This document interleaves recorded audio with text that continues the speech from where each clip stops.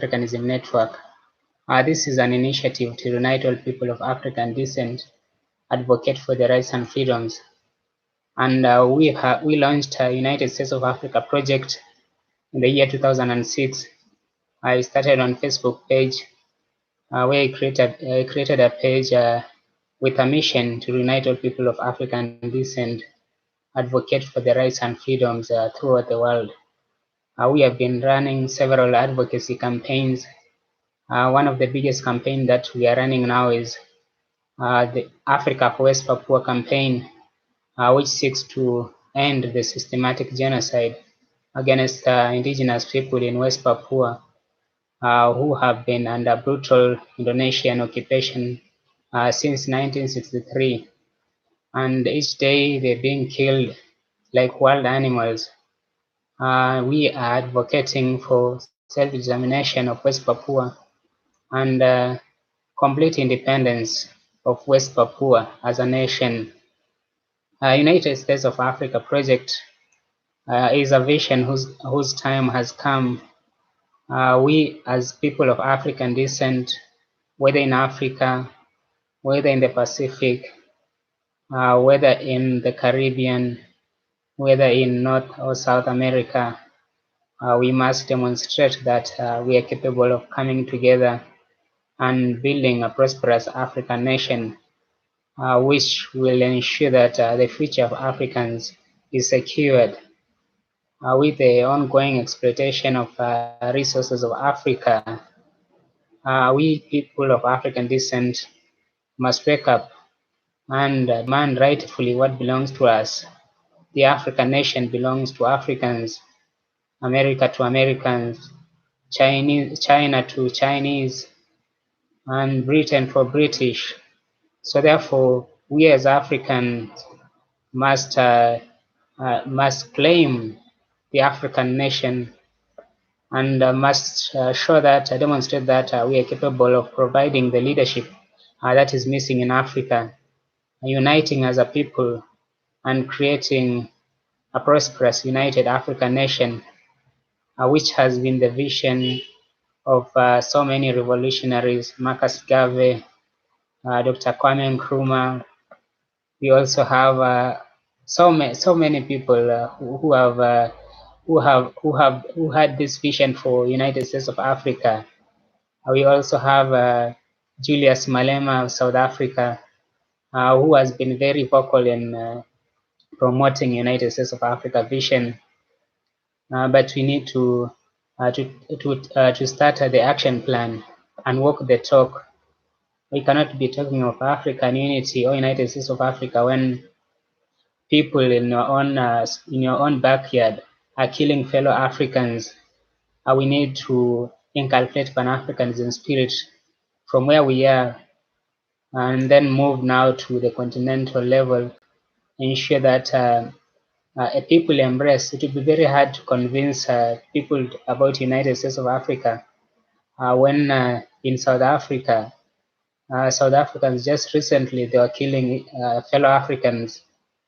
So we need to inculcate the true spirit of Ubuntu, the Pan-Africanism spirit, and which is founded in a belief that we all belong to the African nation, regardless whether we are in South Africa, whether we are in Namibia, whether we are in Botswana, whether we are in Rwanda, whether we are in Kenya or in Cameroon, or even Morocco. We are all Africans.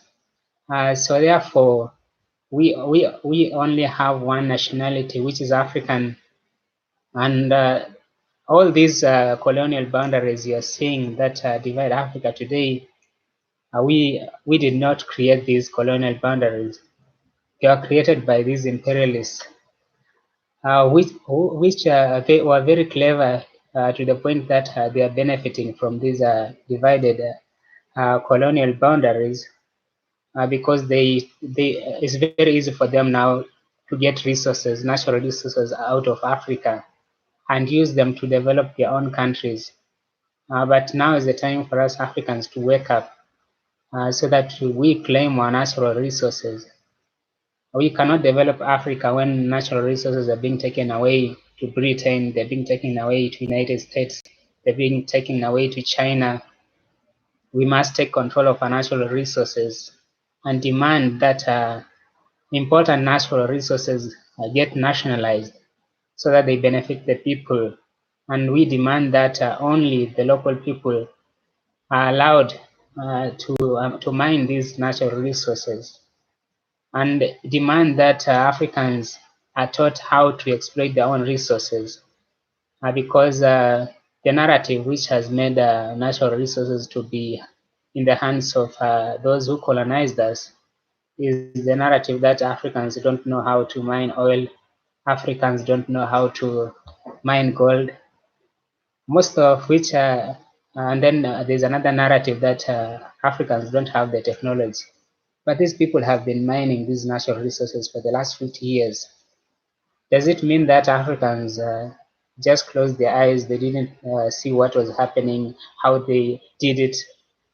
We must have learned how to mine oil, and we also have so many technicians, so many Africans who have the knowledge, technological know-how, how to do it. We also have Africans working for these companies, these factories in diaspora, and these have the technology that is needed to exploit our natural resources. Now is the time for us now to bring these people, to bring these Africans in Africans, tell them to come back and let us use what they have learned to develop our nation, the African nation, the United States of Africa. Young people have a huge role to play in ensuring that we realize this vision of United States of Africa. Without the involvement of young people, this vision will never be realized, because the current leaders we have are only greedy for power. They just want to be presidents. They don't care about the future of Africa. This is why when it's election time, there's a lot of scramble. Many look for ways to rig elections so that they can maintain power and control over these small territories that we call countries today. And this makes it very difficult to unite Africa, because we have very greedy Africans who are now controlling the African continent, and they have even encouraged the separation so that they can be presidents, instead of having just one president for the African continent and for the African nation, which will be much more beneficial, because we'll only have 55 embassies throughout the world. We will only have one embassy. Instead of having 55 embassies throughout the world, we'll only have one embassy for the United States of Africa. That will save a lot of costs in terms of diplomacy. We just, if you want to send somebody to represent Africa, we just send one or two people, and they'll represent the entire African nation. We'll not have to spend a lot of money sending out delegates from Zambia, delegates from Namibia, delegates from Botswana. So many unnecessary expenses that we are incurring because of the division. But when we have one foreign policy, we have one education system, one healthcare system, one national army for United States of Africa, the Africa Defense Force. It will take care of all security challenges that we are facing at the moment, and even the terrorists will not find a hiding place in Africa, because Africa Defense Force will be very powerful, and it will take care of the security challenges that Africa is facing at the moment. And there'll be no any foreign embassy, foreign military base in Africa, because Africa Defense Force will not allow that. We'll have a completely sovereign African nation, clear of any foreign interference or any foreign occupation by these foreign military bases, because these military bases do not do anything good in Africa. They participate in spreading diseases. which is biological warfare that they are launching on the African continent. And they do the most terrible things. They set up uprisings like what is happening in Egypt. It's the work of these foreign military bases that are responsible for causing instability in African nations, so that they can continue exploiting our resources. When they are tired of you, they'll go behind your back and set up an uprising, organize a coup, and then it will appear like it's the people who want the coup. But behind the scenes, the hands of imperialists that organize that coup to happen. And that is how they control Africa, by manipulating the African people and using a few people to cause instability in African nations, and also control their natural resources as we fight among ourselves. Even what happened in South Africa, there must be an imperialist hand behind the scenes, which was stirring South Africans to turn against fellow Africans and see them as enemies.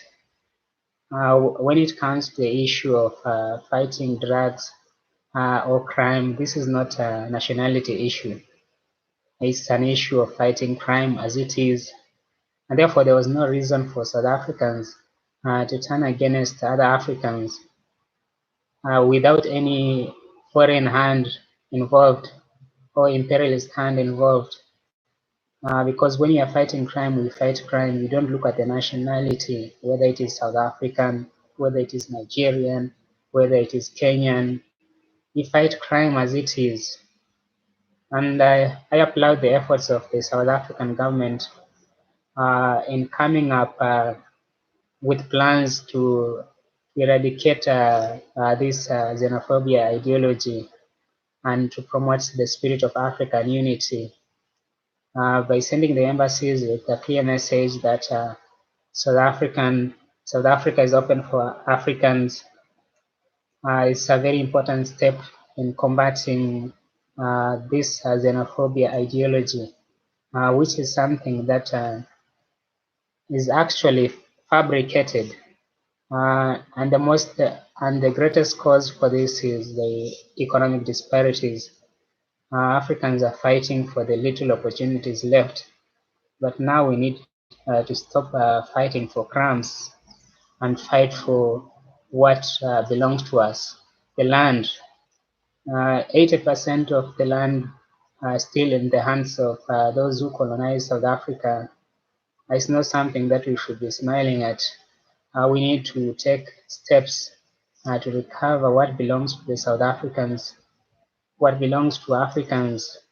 And this is the only way we can end inequalities in Africa, by taking back our land.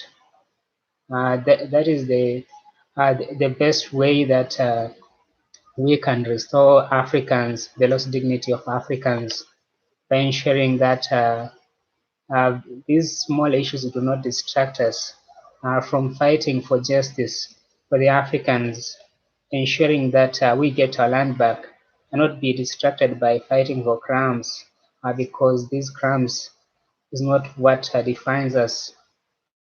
We as a people are defined by what we have, the land, and this is very important that we maintain control of our land. If we maintain control of our land, then we maintain control of what is produced in that land and what is in there in that land, the natural resources. We need to firmly hold our lands and what we have in that land, the natural resources. Use these natural resources to build our countries. Let us ensure that 80% of the natural resources we control them, so that only 20% lands in the foreigners, the foreign investors. If we can control 80% of our natural resources, then make sure that it's only Africans who have access to 80% of our natural resources. Then we can build a very strong African nation that will be free from imperialism and that will not be begging for aid.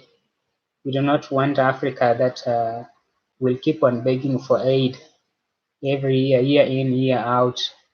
That is not the African continent. That was before pre-colonial Africa. But before, at pre-colonial Africa, we had an African nation which was very strong enough to lend other countries aid in the times of hunger. We had an African nation full of plenty, an African nation that was very stable. It could defend itself against foreign aggression. And that's the African nation that we need, an African nation that puts the interest of the people first before anything else. Because currently, many African nations produce a lot.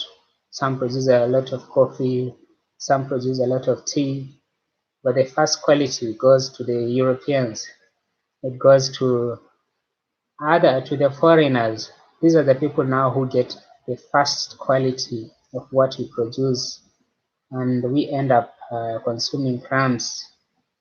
This culture needs to end, and we need to be consuming first class of what we produce, and promoting Buy Africa, Build Africa initiative, consuming what we produce and producing what we consume.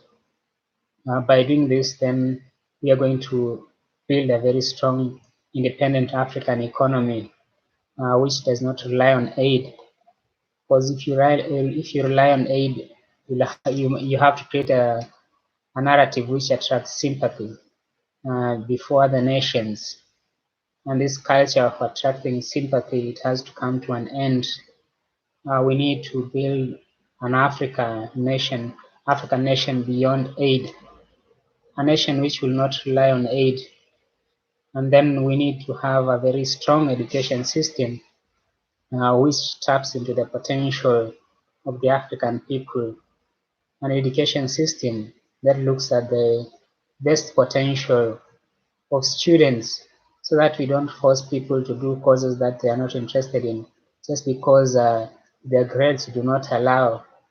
We need to ensure that people do what they know best, and we have a learning system which incorporates different methods of learning to ensure that no student is left behind just because he can't is not good at reading. It doesn't mean that student is a failure. Maybe he's good in he's good in practical works, technical subjects. Maybe he's a very good innovator. He can think and innovate something that does not exist. We need to tap on these potentials, ensure that we have control of our media, because it's a very important instrument that is being used to cause havoc in Africa, to cause instability, and to make Africans continue fighting endless wars against themselves.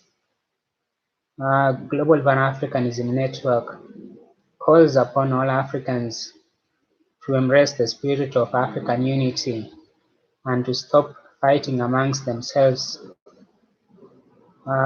Groups like Boko Haram and many others, the Al-Shabaab, should not be fighting against Africans, because these are not our enemies. We cannot be fighting against fellow Nigerians because Nigerians are not your enemies. We need to embrace the spirit of African unity and stop fighting amongst ourselves because it does not benefit us. It does not benefit us, it benefits the enemies who are exploiting the African resources. So therefore, it's very important for us to drop ideologies that do not help Africa move forward. Terrorist ideologies do not help in the advancement of the African nation, but rather pulls it back, and it even fights the progress that we are trying to make. So therefore, I call upon all these groups that are fighting against Africans to stop fighting against Africans and embrace the spirit of African unity, the spirit of Pan-Africanism.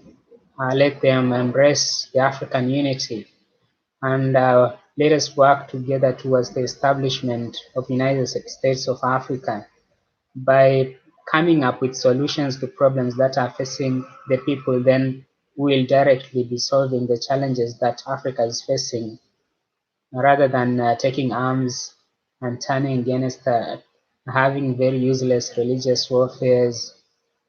This does not help Africa move forward. We need to move beyond that, and to respect the diversity of beliefs, the diversity of religions. We should not be having religious warfares, because religion is something that is a personal business, it's a private business for everyone, and it should not be up for discussion. Everyone has a right to believe whatever he or she wants to believe, and no one should interfere with his or her religious beliefs.